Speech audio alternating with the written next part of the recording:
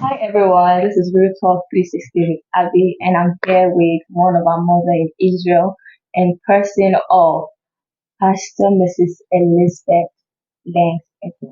Thank you so much for coming, Mama. I really appreciate it. Right. And we'll be having a very interesting topic this evening, which is the challenges that pastors, not just pastors, but ministers of the word, but in music, the challenges their wives go through, their kids go through, and also they themselves go through in the world. So please stay tuned.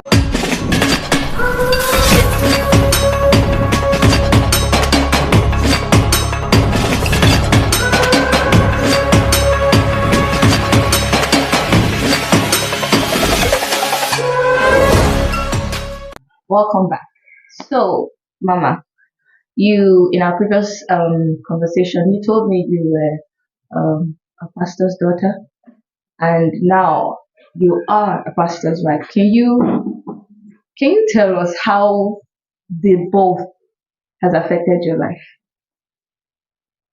Well, thank you so much for this question. First of all, my dad was uh, an evangelist, and I was born in a Christian home. Also, been in church all through my life, as in my upbringing was tough. Why? Because, as I said, my dad was an evangelist, going out preaching the gospel, coming back sometimes with a lot of issues, and also um, people that followed him home because they gave their life to Christ and not knowing where to go. You understand? So he do brings them back home to stay with us. We have a very large family. My mom gave birth to 11 children. Apart from the 11 children, he also goes out. I was in church, grew in church. I was in youth fellowship. Then back then, Sunday school, youth band, and all the activities that it was happening in church. Then I was a church girl actually. So even though in church, but I was not having the mind of growing up to have someone like like a husband that will be or is a pastor or any leadership. Like you don't just want anything to do No, with no, no, no, no. ministry. I don't just want anything to do with ministry. I just want to be normal person, because pastors, they are pastors, evangelists, and the rest are. Allow me to use this word. They are not just normal. You understand? You can't live your life. True, the way you want. Yeah, the way you want it. You do it. Always there's adjustments here and there for other things of God to really take place in the life of people. So you can kind of not enjoy your life the way you want it, or play your life the way you want it. So on that very note, that make me not to like anything having a man that would take me to the line of ministry. That I don't want. To the point that when I reached the age that I started having boyfriends, I was having boyfriends as pastors, young pastors, and those kind of people. And anywhere, like in our church, then anybody that would have to talk to me concerning relationship or concerning marriage, we tell them, you are supposed to marry a pastor. You are supposed to marry a pastor. You are not supposed to live outside the church. Then that makes me like angry the more, as in I really want to leave. because I am seeing different kind of attitude, behaviors, and I don't think I can take some of the things I'm seeing. I can't manage some of the things I'm seeing. You understand?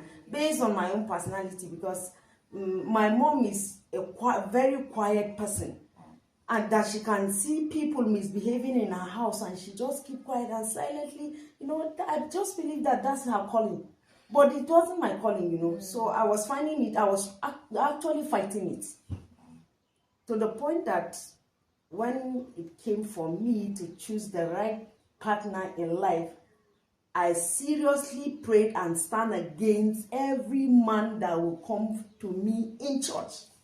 Wow. You understand? I end up like saying yes to a barber that has nothing to do with church. I know that he loves God, but he wasn't a church person. He wasn't a church person, even though his parents too were in church from cooking, but I know him personally.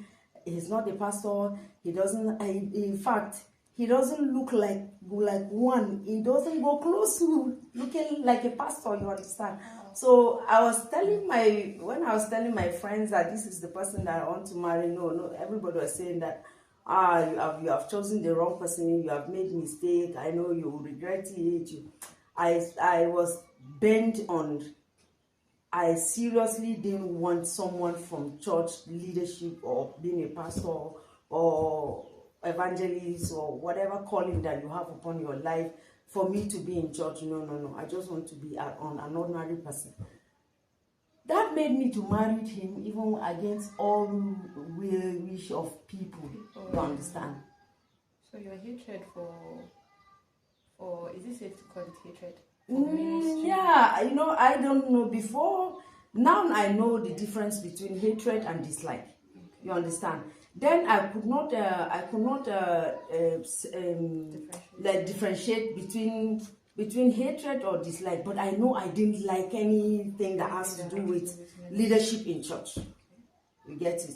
So after my marriage, when was it after 2 years? Then my husband now went to pastor school. In fact, when he said he wants to attend, I know that he read the Bible a lot. He reads all Christian novels, and you understand. I know he loved the Lord, but in fact, we fought with him before he told me that he was going to go back to Bible school, because he was seriously reading. I will tell him that I hope one day you will not become a pastor. You understand? Because it's like I hate the name.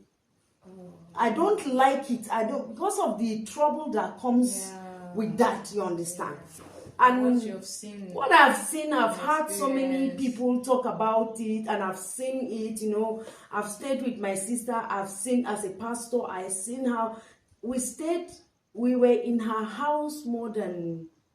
In a day, you find like 20, 30 people in the house that where to sleep is. So from my house to my sister's house, which you understand, different kind of attitude, behaviors, and actually that pisses me off from, you get it? Yeah. So here is my husband telling me that he's going to Bible school. I was not truly in support of it, even though the will of God always prevail the will of man. You understand? Yeah. So he attended. He was ordained as a pastor. In fact, I want to believe that that day of the ordination, we still have the pictures. I wasn't smiling. I wasn't talking. I was not smiling. I was not talking to anybody, because that was what I ran away from. You get it?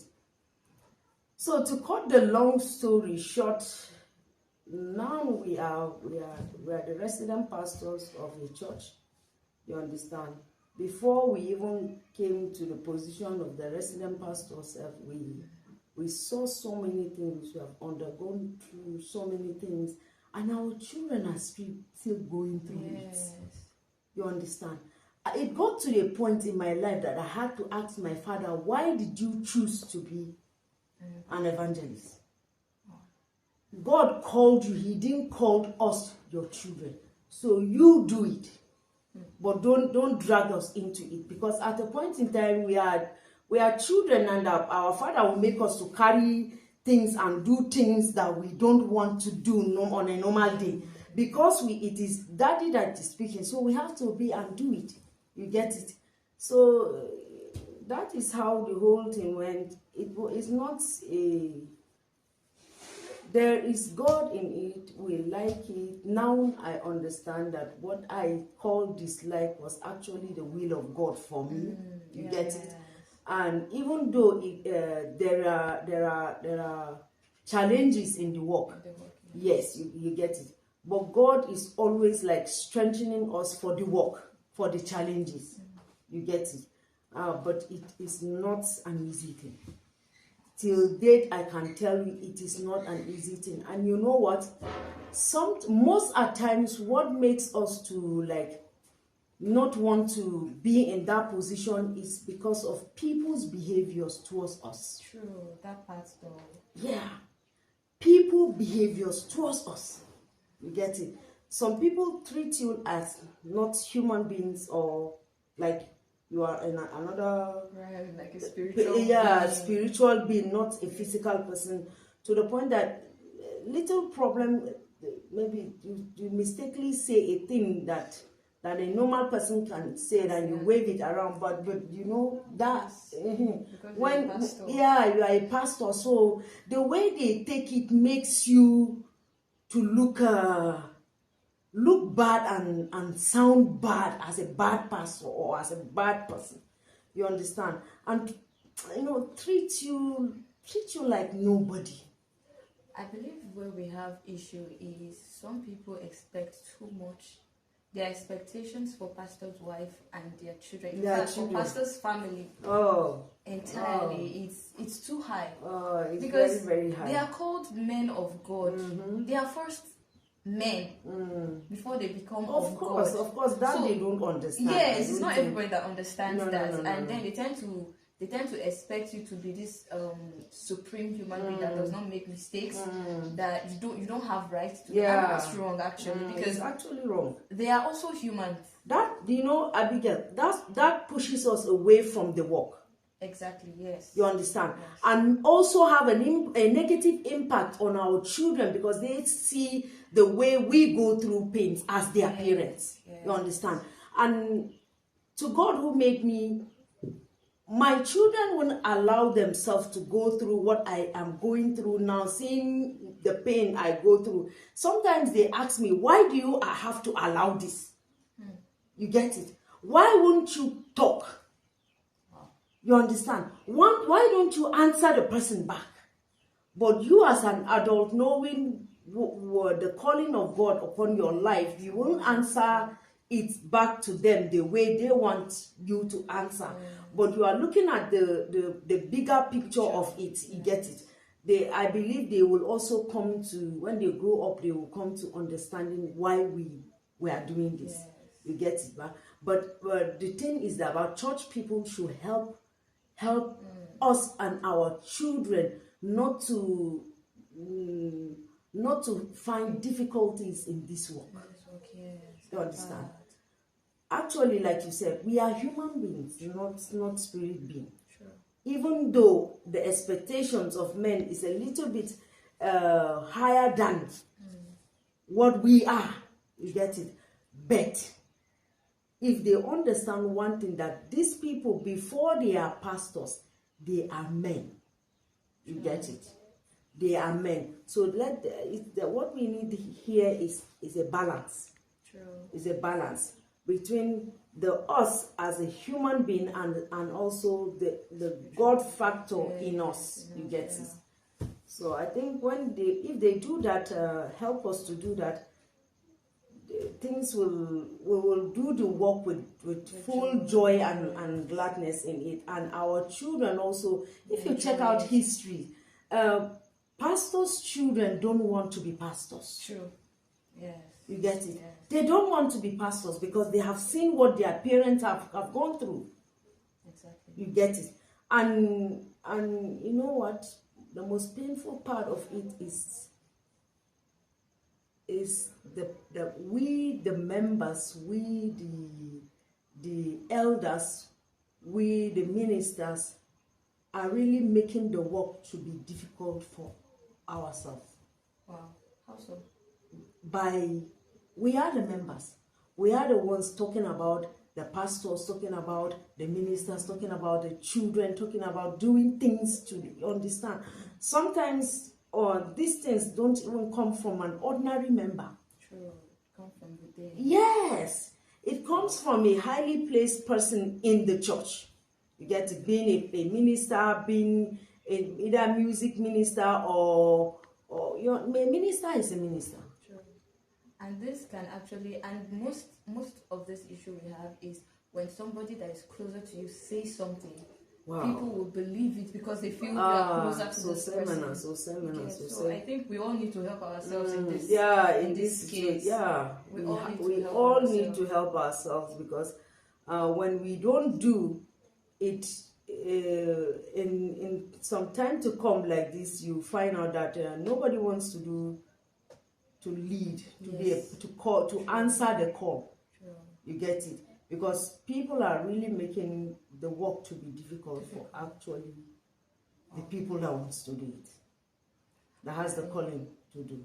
True. I remember when I was still a child, I fantasized getting married to a pastor. I'm like, oh, I like the way, especially their wives, you know, I like the way they'll dress well and come and sit down, you know. You don't know. I mean, when they remove the pancake that they are rubbing. I thought it was all about that, but when I got closer to a pastor and I tend to hear his pain, I just told myself, no, I don't want this anymore. You know, some of us that are outside, we admire what we see. Not knowing that there's a lot of work that goes down. Of course. So now, how do you think we can help each other? Like, what do you think we all should do?